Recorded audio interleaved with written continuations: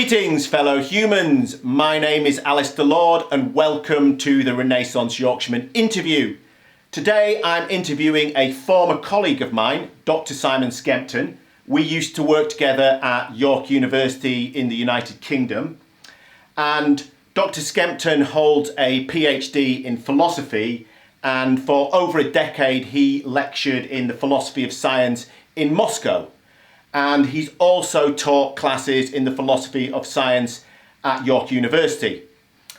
So the reason I'm talking to him today is because in some of my previous videos, I've made the assertion that economics is not in fact a science, dismal or otherwise, and can in fact correctly be described as a pseudoscience. And there are three main reasons why I make this assertion that economics is a pseudoscience and not a science. And the first one is because it begins with incorrect assumptions, such as the Kuznets curve, which is just not based in any kind of reality whatsoever. My second assertion is that it has an extremely poor record of predictions.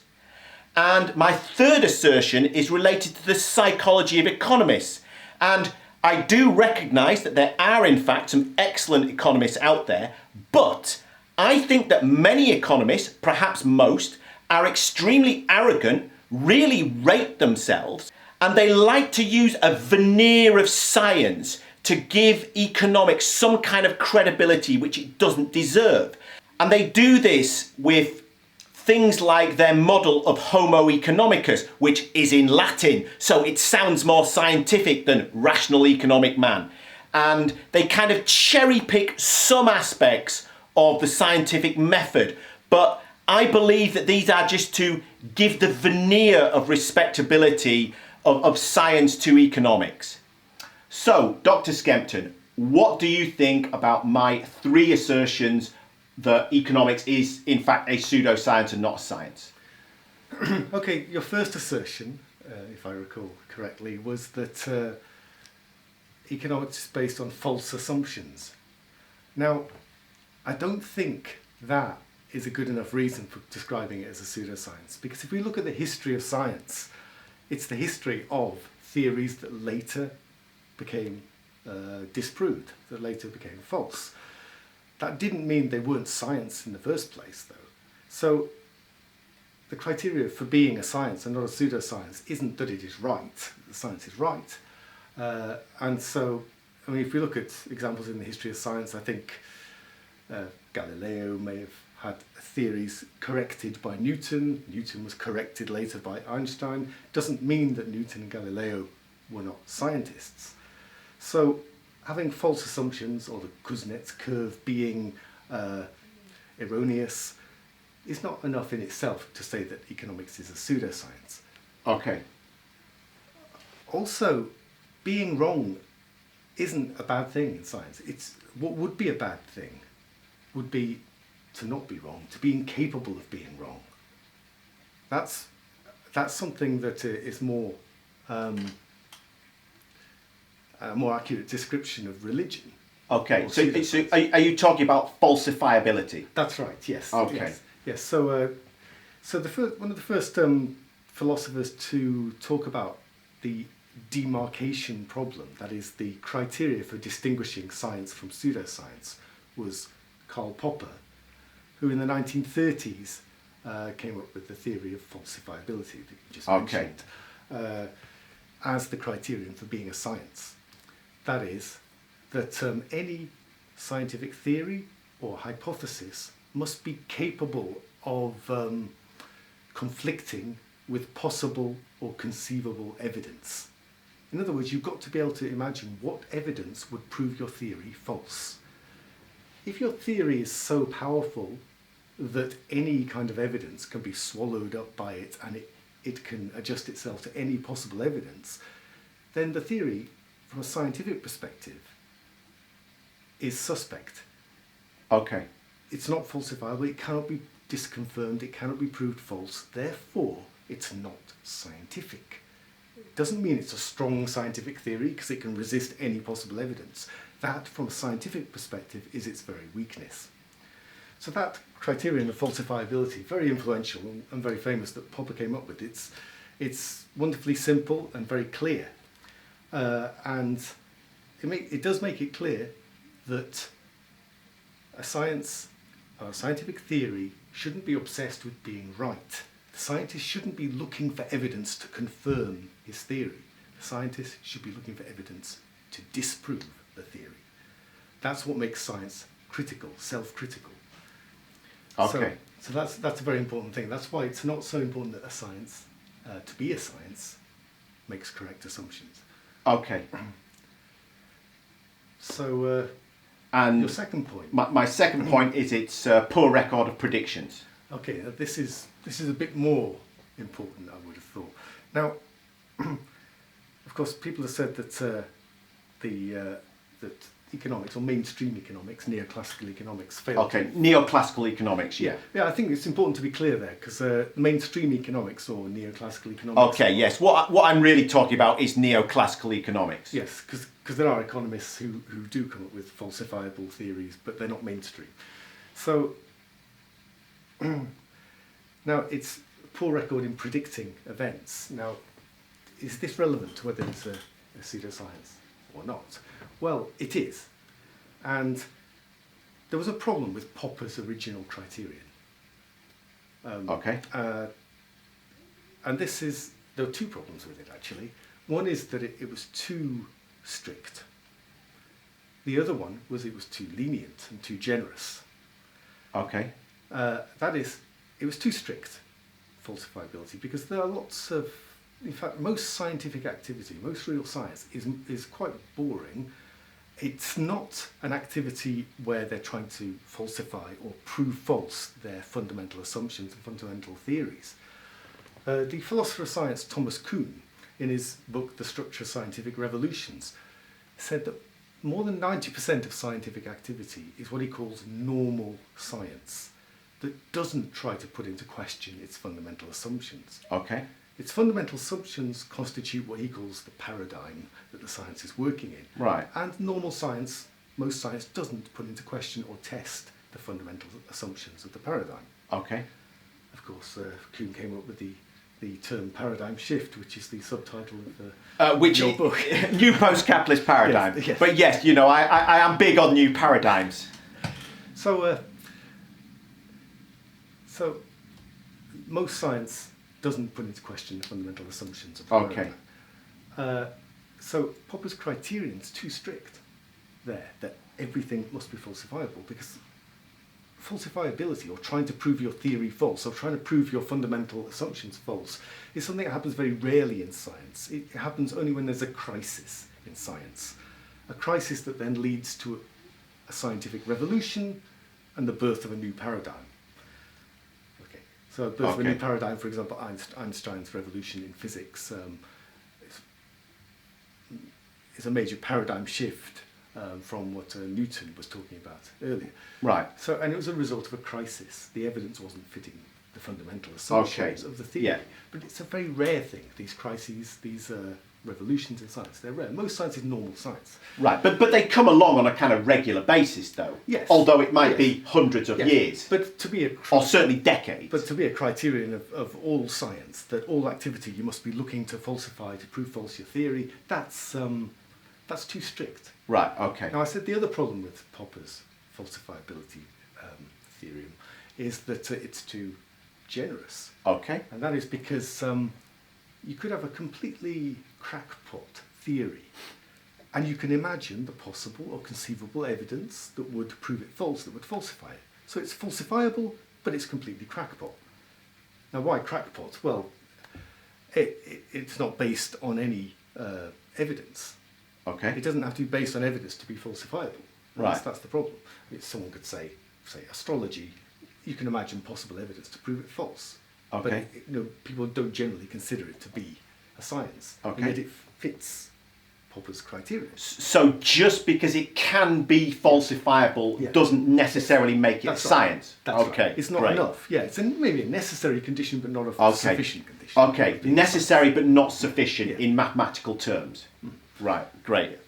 So there needs to be another crisis, more more that is demanded of science to be actually science and not pseudoscience than just to be falsifiable.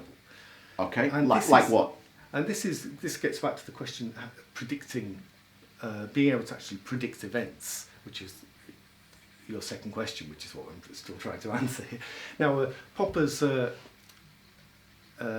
successor at the London School of Economics, a Hungarian philosopher called Imre Lakatos, he tried to modify and produce a more sophisticated version of the falsifiability criterion.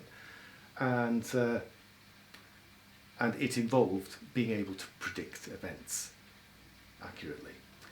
Now, Popper's theory, influenced by Kuhn's idea of the paradigms and most science being normal science that doesn't try to falsify its assumptions. Right. Lakatos coming after Kuhn and trying to develop further Popper's criterion of distinguishing between science and pseudoscience. Lakatos introduces that extra criterion, that is, it must successfully predict some events. Okay. Now, instead of a paradigm with normal science happening and occasionally there's a revolution, Lakatos's model is what he calls the methodology of scientific research programs. He talks about a research program rather than a paradigm. A research program having a certain structure. Right. There's the basic assumptions of the research program don't get tested, they don't get questioned. Right. But that's the hard core of the research program. He calls it the hard core.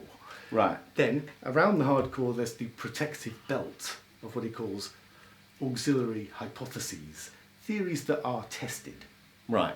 against evidence Okay. and therefore open to being falsified or disproved. Now, for a research program to be scientific and not pseudoscientific, Lakatos says it must actually successfully predict at least one event that is a surprise that Right. we couldn't predict before, and therefore it actually in some way widens human knowledge in doing so. At least one. Then the research program is what he calls a progressive research program, and it is scientific. But if a research program doesn't predict any surprising events, then it doesn't widen human knowledge. Effectively what it does is adapt its theories to the given facts that we already have. Then it's what Lakatos calls a degenerative research program. Right. And that's what he calls pseudoscience. Pseudoscience is a research program that isn't widening human knowledge, it's failing to predict any surprising events, and therefore is degenerative and not progressive. Okay. So that's his criteria. It's all important that there's a prediction, a successful prediction of events, but it predicts events that hadn't been predicted before. Right. So it's actually the research program, the particular research program we're talking about, widens human knowledge. Now, and sorry, it was Emre Lakatos? yes. Who said this? Imre Lakatos. Okay. Yes. He was at the London School of Economics, which is also where Karl Popper was, having escaped Hungary in 1956. And funny enough, Mick Jagger briefly at the London School of Economics. Yes. Although I don't think he did much science. Sorry. So to be a progressive research program, it has Okay. to successfully predict an event that hasn't been predicted. A progressive research Yes, program. and that's the science. Okay. A degenerative research program has failed to predict any novel or surprising events. Okay. And therefore, all it does is adapt its theories and hypotheses to facts that we already have, given facts. Right. Now, the question then is, what about mainstream economics? As you said, it's notorious for failing to predict events. For the classic example, I think here is the financial crash of 2007-2008, which absolutely was not predicted by neoclassical economics. But there were economists who were outside of that paradigm who did predict the 2007-2008 crash. Paradigm became fashionable, or the revival of it, because it does stem from the 19th century, late 19th century, but the revival of it which is associated with Milton Friedman, the economist Milton Friedman, became very fashionable. So it failed to predict the 2008 crash, but it's been fashionable. Mainstream neoclassical economics has been fashionable since the 1980s, the Reagan and Thatcher years, where they adopted the theories of Milton Friedman, the economist who's largely responsible for reviving neoclassicism in the 1950s and 60s. And it became fashionable among policymakers from the 80s onwards. So fashionable, it's like unquestioned. Now, going back to Lakatos and his criterion for being a science and his progressive research programs and degenerative pseudoscientific research programs, as early as 1972, a follower, a disciple of Lakatos, a guy called Spiro Latsis, published a study, he published an article that was a study of neoclassical economics as a case study for Lakatos's criterion for distinguishing progressive from degenerative research programs. Okay. And he came to the conclusion, this very detailed article, that the neoclassical economics of Milton Friedman had failed to predict any novel events and was indeed a degenerative research program and therefore a pseudoscience. This is in 1972. Okay. Now, this was published in the British Journal of the Philosophy of Science, and Milton Friedman himself caught wind of it and responded to it, but in a short note to the author, that's Spiro Latsis, of the article, of the study, trying to defend himself, claiming he had predicted certain events successfully. But then Lakatos then invites him to elaborate on this and contribute to a symposium, that's a journal article with lots of contributions about the same theme, about the status of neoclassical economics, about its scientific status. Right. Unfortunately, Milton Friedman either declined or ignored the offer. Right. And He bottled it. He bottled it, yeah. And shortly afterwards, Lakatos died, and shortly after that, Milton Friedman actually won the Nobel Prize for Economics in 1976 for making novel predictions, for example, about the stagflation of the 1970s. Now, this is controversial. Okay. The question whether he did make novel predictions in his theories or not is highly controversial, and there's lots of debates about it. But the point is, if policymakers of the 1980s had listened to the Lakatosians, if that's a word, Lakatos and his disciples, then perhaps we would have been saved from the ravages of Reaganism and Thatcherism in the 1980s. Who can say? So, my final point is about the psychology of economists and this veneer of science, this mantle of science that they give it by kind of behaving as if they were using the scientific method and using Latin and, you know, as a kind of fig leaf of respectability. What do you say to that? Well, I think this is a very significant point. It brings us to a different area, because this is about the image of science in modern society, or the role that the aura of science has in modern society. And that may have nothing to do with science itself, the actual methodology of science that's falsifiable. It's quite the opposite. The image of science in modern society is it has authority. It gives authority to something. So scientists are like the new priesthood. Right.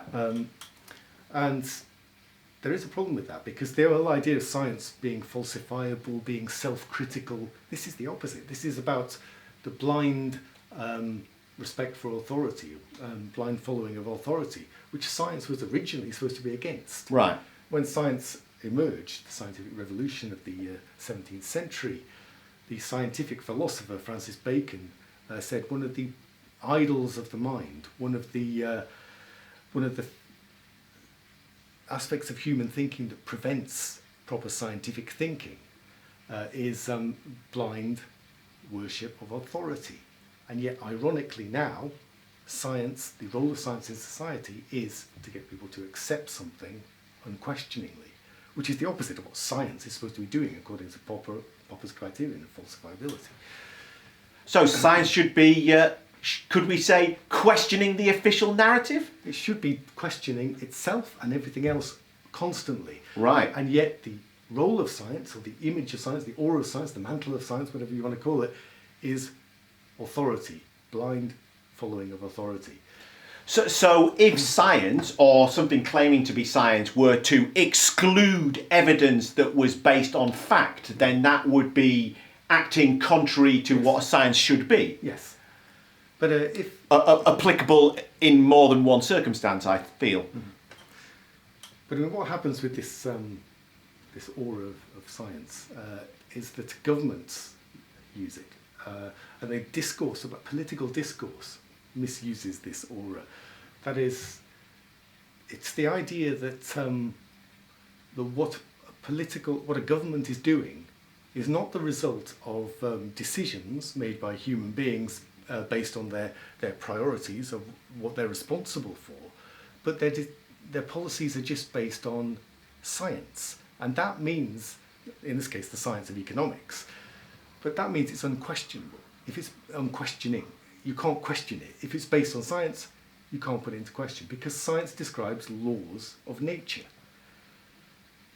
And if you're saying that the political policies of a particular government are just following economic science, you're making it look like there is no alternative. And that is the famous phrase of, guess who? Margaret Thatcher. Right. She famously said, there is no alternative. Now funnily enough, the World Economic Forum also, when they're putting forward their manifesto for capitalism 2.0, also say there is no alternatives. And I've said it before and I'll say it again, the World Economic Forum are either in denial, delusionists, or a bunch of liars. So when we're talking about political and social questions, there's always an alternative. Right. Human beings can make choices. So why are they then trying to make the claim there is no alternative? It's something anti-democratic about it. It's called technocracy. Right. The idea that we're ruled not by politicians who are putting forward ideas that then we can agree or disagree with. We're ruled by experts, scientists, or politicians who are just simply following the advice of experts or scientists, that is, economists. And so this idea of technocracy is the idea that we cannot question what those who rule us are doing, just as we can't question an expert or a scientist when they're describing physical events or natural events. So it's a kind of establishing what could be called a second nature. Society, politics, is like a second nature. It follows laws that we can't change, just like we can't change the law of gravity in real nature. We can't change the laws of economics, supposedly, or what the assumptions economics is based on, the social level, the idea that we can't change them. It gives it that aura, and that's the purpose of talking about having the authority of science, of talking about politics as if it's following a science called economics. Now this all bears the hallmarks of what Marx called ideology. Right.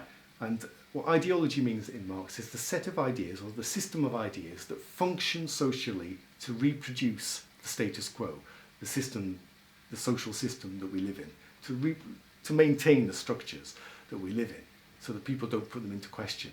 Right. It covers over social conflicts and contradictions and makes it look like the status quo is eternal. Right. It cannot be changed. And the dominant feature of ideologies in that sense is to make what is a human creation or a result of human decisions, to make it look like it's nature. Right. That is natural. So that is exactly what's going on when politicians are saying there is no alternative, these are simply the laws of economics. Right.